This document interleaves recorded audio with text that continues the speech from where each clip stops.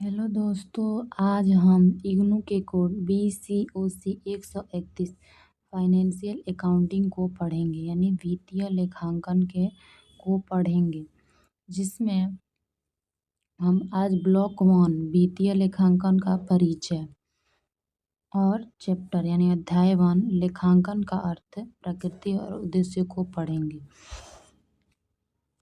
परिचय। हम सभी अपने जीवन में प्रतिदिन पैसे का लेन देन करते हैं, जैसे मोबाइल रिचार्ज करना, राशन खरीदना, बिजली का बिल भरना या ऑनलाइन भुगतान करना। यदि हम इन खर्चों और आय का हिसाब एक कॉपी में लिखें तो महीने के अंत में आसानी से पता चल जाएगा कि कितना पैसा आया है और कितना खर्च हुआ है। इसी प्रकार व्यवसाय में भी प्रतिदिन सैकड़ों या हजारों लेन देन होते हैं। इन सभी लेन देन का सही और व्यवस्थित रिकॉर्ड रखना ही लेखांकन कहलाता है। एग्जाम्पल के लिए आप देखते होंगे कि एक किराना की दुकान पर रोज रोज कुछ ना कुछ आप खरीदने जाते हैं। चीनी हो गया, जैसे कि बहुत कुछ ऐसा है जो घर में यूज होता है, खरीदने के लिए जाते हैं, रोज रोज खरीदते हैं। वही आप जो सामान खरीदते हैं उसको अगर लिख कर रखते हैं कि कितना खर्च हुआ है मेरे और कितना पैसा बचा है, तो आपको महीने के अंत में पता चल जाएगा कि आपने कितना पैसा खर्च किया है और कितना पैसा बचा है। यदि व्यवसाय में लेखांकन न किया जाए तो मालिक यह नहीं जान पाएगा कि उसे लाभ हुआ है या हानि, कितनी संपत्ति है, कितना ऋण है और भविष्य में क्या योजनाएं बनानी चाहिए। इसलिए लेखांकन किसी भी व्यवसाय की ऋण माना जाता है। जैसे कि कोई भी व्यवसाय है, जैसे कपड़ा बेचने वाला ही व्यवसाय है, अगर उसका मालिक यह पता नहीं कर पाएगा कि व्यवसाय में कितने कपड़े बेचने से लाभ हुआ है, कितने कपड़े बेचने से हानि हुई है, कितना स्टॉक है, कितना लायबिलिटी है, अगर इस सब के बारे में पता नहीं होगा तो उसके व्यवसाय का कोई मतलब नहीं बनता है। इसलिए किसी भी व्यवसाय में लेखांकन का होना बहुत ही ज़रूरी है। अब लेखांकन का अर्थ देख लीजिए।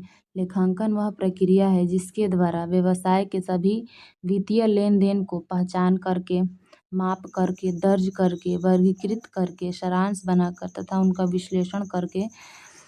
विश्लेषण किया जाता है। सरल भाषा में व्यवसाय में पैसों का पूरा हिसाब किताब रखना ही लेखांकन कहलाता है। मान लीजिए रवि ने 2 लाख रुपए लगाकर मोबाइल की दुकान खोली। उसने पहले दिन 2,20,000 का मोबाइल खरीदा, 40,000 का फर्नीचर खरीदा, 10,000 दुकान का किराया दिया, 1,80,000 का मोबाइल बेचा। तो रवि इन सभी लेन देन को लिखता है और महीने के अंत में उसे आसानी से पता चल जाएगा कि उसका लाभ कितना हुआ, और इस पूरी प्रक्रिया को ही हम लेखांकन कहते हैं। लेखांकन की प्रकृति क्या है? लेखांकन एक कला है, यानी कि आर्ट है। सही तरीके से खाते बनाना, गलतियां पहचानना और वित्तीय रिपोर्ट तैयार करना अनुभव और कौशल का काम है। उदाहरण के लिए एक अनुभवी अकाउंटेंट कुछ मिनटों में गलत एंट्री पकड़ सकता है। लेखांकन एक साइंस भी है, यानी लेखांकन एक विज्ञान है। इसमें निश्चित नियम, सिद्धांत और प्रक्रिया होती है। जैसे कि लेखांकन में यह नियम होता है, डेबिट और क्रेडिट का नियम होता है, अकाउंटिंग स्टैंडर्ड्स होते हैं और डबल एंट्री सिस्टम होता है। तीसरा है, केवल आर्थिक लेन देन दर्ज होते हैं। लेखांकन यानी कि अकाउंटिंग में केवल आर्थिक लेन देन दर्ज होते हैं। जिस घटना का पैसे से संबंध हो वही दर्ज किए जाते हैं। जैसे कि 30,000 का लैपटॉप खरीदा गया, यह अकाउंटिंग में दर्ज होगा। 5,000 बिजली बिल दिया गया, यह भी ऐड होगा। वहीं कर्मचारी ईमानदार है, दुकान बहुत सुंदर है, ये आर्थिक लेन देन नहीं है, पैसे से जुड़े नहीं हैं, इसलिए यह अकाउंटिंग में नहीं ऐड किए जाते हैं। यह निरंतर चलने वाली प्रक्रिया है। व्यवसाय चलता रहता है और लेखांकन भी प्रतिदिन किया जाता है। जब तक व्यवसाय चलेगा तब तक लेखांकन उस व्यवसाय में किया जाएगा, इसलिए यह निरंतर चलने वाली प्रक्रिया है। निर्णय लेने में सहायता। मालिक यह तय कर सकता है कि नया व्यवसाय शुरू करना है या नहीं। अगर उसके व्यवसाय में लाभ होगा तो वो नया व्यवसाय शुरू करेगा। मालिक यह भी तय कर सकता है कि बैंक से ऋण लेना है या नहीं, कि बैंक से ऋण कैसे लेंगे। जब हमारा व्यवसाय सही से चलेगा तभी ना हम बैंक से ऋण लेकर उसमें और पूंजी लगाएंगे। जब चलेगा ही नहीं तो बैंक से ऋण नहीं लेंगे। किस वस्तु की बिक्री अधिक हो रही है, उस वस्तु को ज़्यादा से ज़्यादा मंगाया जाएगा, बेचा जाएगा, उत्पादन किया जाएगा। इससे सारे निर्णय लेने में सहायता मिलती है। अब हम देखेंगे लेखांकन के उद्देश्य। लेखांकन के उद्देश्य, ऑब्जेक्टिव और अकाउंटिंग। वित्तीय लेन देन का रिकॉर्ड रखना।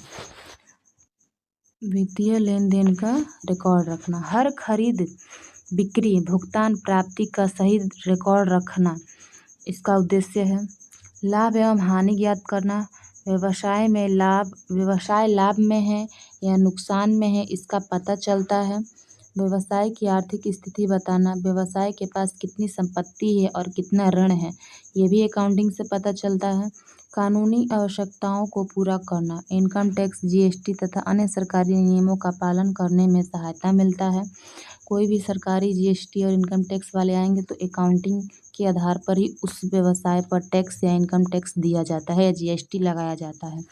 भविष्य की योजना बनाना, व्यवसाय का विस्तार करना है या नहीं करना है इसका निर्णय लिया जा सकता है। अगर व्यवसाय सही चलेगा, अकाउंटिंग में सही लिखा होगा, ज़्यादा लाभ हुआ होगा तो उसका ज़्यादा से ज़्यादा विस्तार किया जाएगा।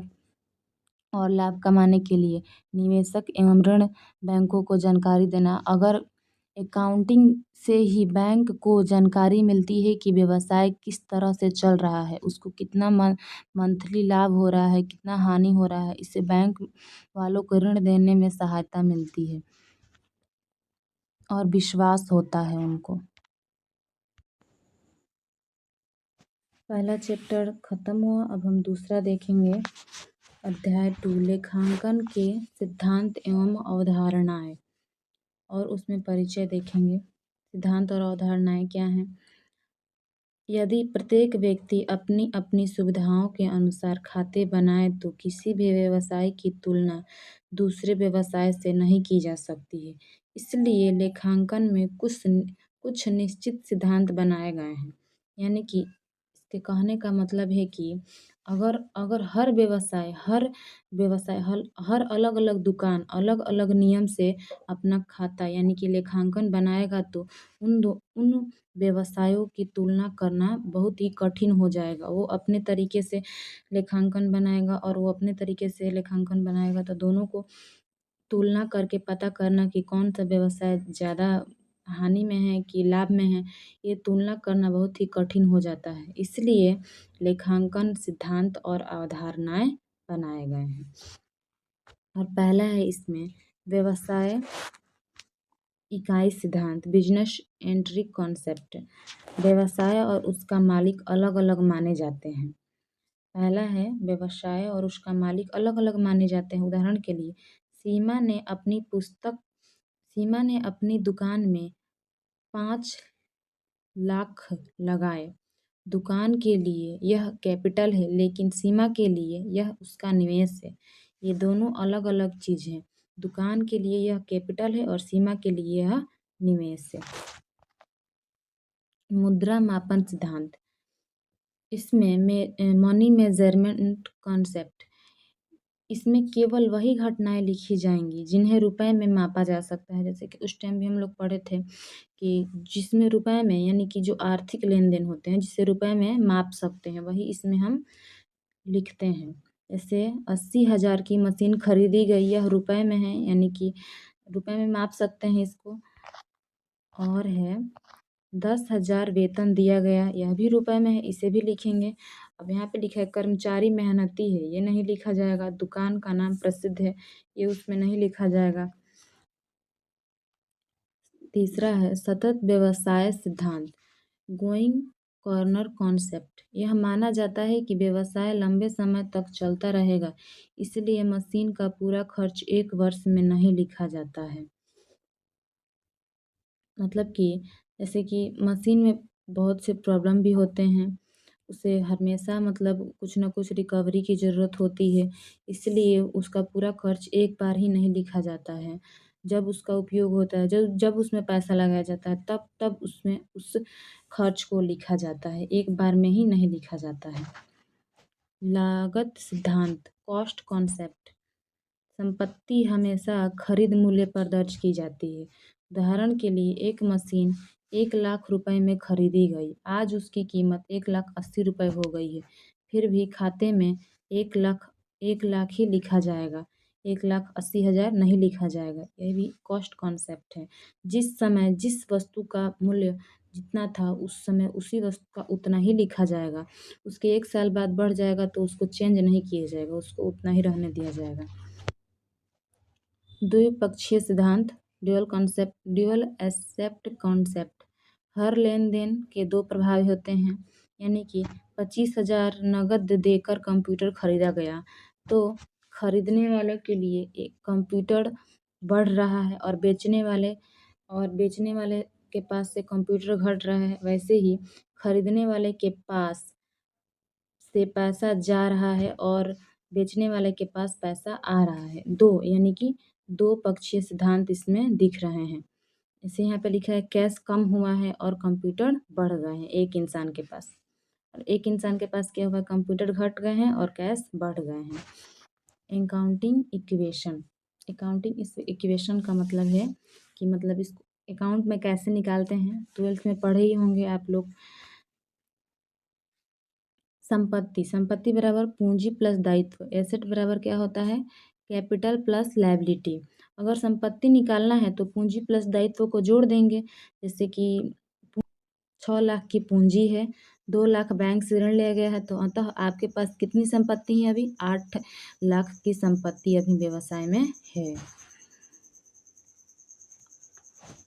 अब हम दूसरा चैप्टर भी समाप्त हो चुका है। अब हम तीसरा चैप्टर पढ़ेंगे, यानी कि है 3 चैप्टर 1 लेखांकन मानक, यानी कि अकाउंटिंग स्टैंडर्ड क्या है, इसमें परिचय में देखेंगे। यदि अलग अलग कंपनियां अलग अलग तरीके से खाते बनाएं तो उनकी तुलना करना असंभव होगा। इस समस्या को दूर करने के लिए अकाउंटिंग स्टैंडर्ड बनाए गए हैं। मतलब कि जैसे कि दो कंपनी है जो कंप्यूटर का उत्पादन कर रही है, तो दोनों अलग अलग तरीके से अगर उस प्रोडक्ट पर मूल्यह्रास लगाएंगी तो दोनों का लाभ और हानि अलग अलग आएगा। इसलिए लेखांकन मानक बनाए गए हैं, यानी कि अकाउंटिंग स्टैंडर्ड बनाए गए हैं कि एक ही तरीके से कंपनियां अपने लाभ हानि का कैलकुलेशन करें। लेखांकन मानक क्या है, लेखांकन मानक ऐसे नियम जिनके अनुसार वित्तीय विवरण तैयार किए जाते हैं और इनका उद्देश्य क्या है, एक रूपता लाना, कंपनियों में एक रूपता लाना, विश्वसनीय जानकारी देना, गलतियों को कम करना, निवेशकों का विश्वास बढ़ाना, कंपनियों की तुलना आसान बनता है। उदाहरण के लिए हम लेंगे, ये एक छोटा सा चैप्टर है, उदाहरण के लिए लेंगे। मान लीजिए दो कंपनियां एक मशीन खरीदी। मान लीजिए दो कंपनियां एक जैसी मशीन खरीदी। एक जैसी मशीन खरीदती हैं, दो कंपनियां एक जैसी मशीन खरीदती हैं। यदि दोनों अलग अलग नियम से मूल्यह्रास निकालेंगी तो लाभ अलग अलग दिखेगा, लेकिन अकाउंटिंग स्टैंडर्ड होने से ये दोनों एक समान नियम अपनाएंगी, इसलिए अकाउंटिंग स्टैंडर्ड लाए गए हैं। जैसे कि कोई 10,000 का खरीदा, ये भी 10,000 का खरीदा, और इस पर मान लीजिए कि हम सिंपल वाला डेप्रिसिएशन लगाते हैं और इसमें हम चक्रवृद्धि जिसमें डबल घटता हुआ जो होता है उसको हम लगाते हैं, तो इसमें थोड़ा कम आएगा मूल्यह्रास और इसमें थोड़ा ज़्यादा आएगा।